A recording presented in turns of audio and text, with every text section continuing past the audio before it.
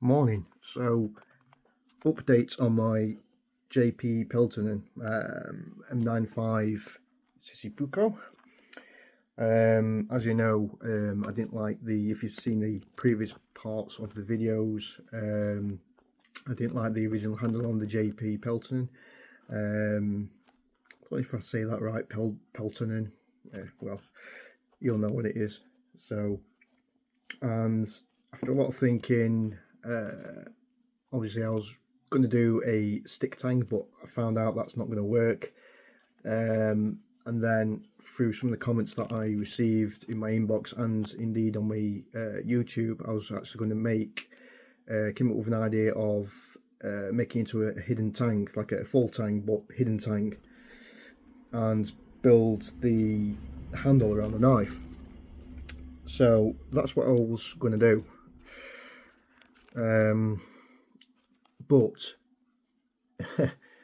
I've actually kind of run out of wood, and the only wood that I have that I could do that with was this one.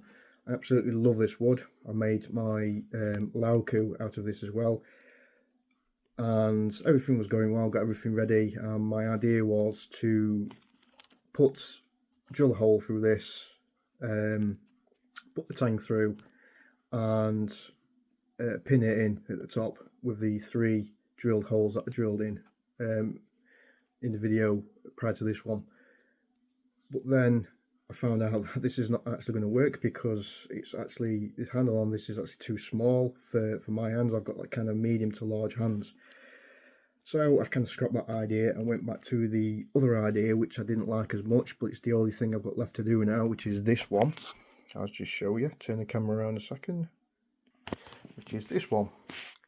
So I went back to this idea, although this is kind of a last resort for me now. It's not been an easy decision or to make a knife from a tang that's very narrow and because of the shape, can't do nothing with. So I pinned this in with stainless steel, which is these stainless steel 3mm pins. So I put 3 of those in. You can just see that, 1, 2, 3, and I've got no option really but to sandwich it in as I would do normally with any other knife, full tang knife. And now I know that the handle is going to be a bit narrow, because obviously if I leave it too thick, you're going to see all this epoxy here.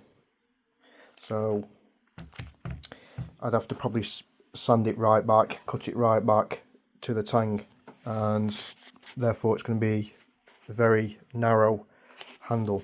But we'll see how it goes anyway. At least I'm going to have a handle on there, so I'm going to finish this off today, because obviously it's been drying overnight. I like to usually leave it till 24 hours. 24 hours will be probably up around 10 o'clock, I think, so not far off now. But everything seems to be dry anyway. I've tested it this morning, nothing's tacky or anything, so it's dry. The epoxy I use is this one, this Arodite. I've used lots of different epoxies. I think about 4 or 5 different ones, and I always keep going back to this one. This one's really good. It's got a very slow curing time, plenty of work time as well, so it's not a quick setter at all, but it gives me plenty of time to put it on there. Originally I was using G-Flex, but I can't. It's good, G-Flex, for what it is.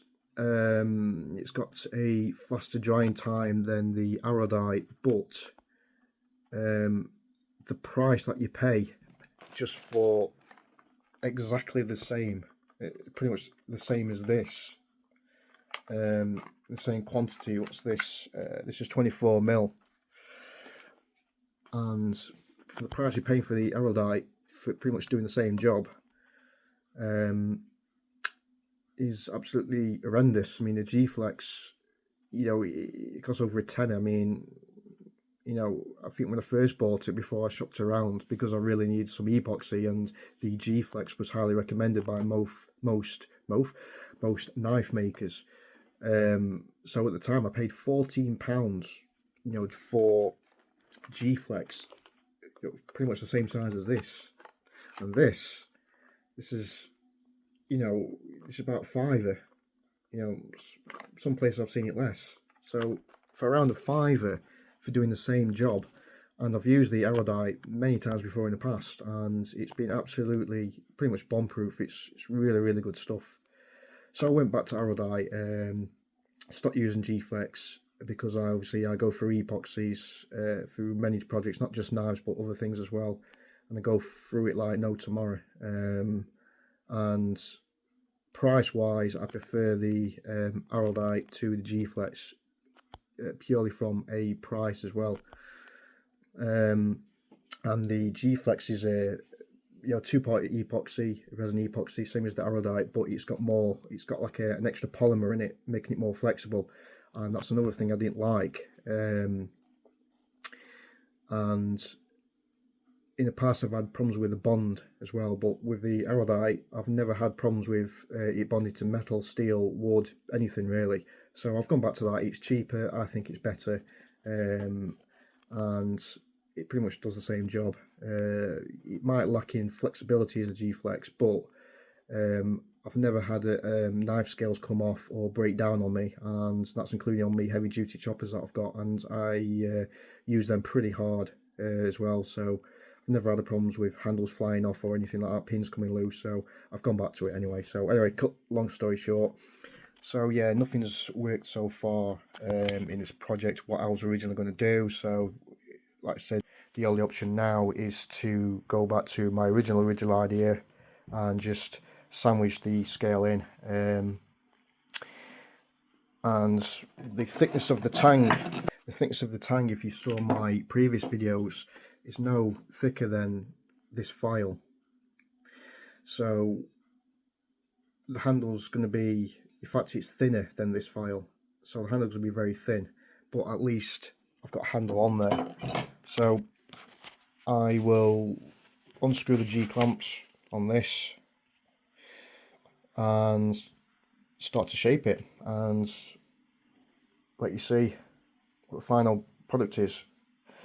It's probably not going to be a good looker, but at least I've got a handle on there. It's probably going to look a bit odd because of the the thinness of the handle, but it is what it is. You learn from mistakes, and I think next time when I do something like this, I will make sure that I've got the wood, the right wood, that's not too small, so I can do a kind of a full hidden tang and then pin it in, and hopefully it'll be a lot better than this one. But I'll show you the finished product anyway. So thanks for watching, and stay tuned for the final part. Bye bye for now.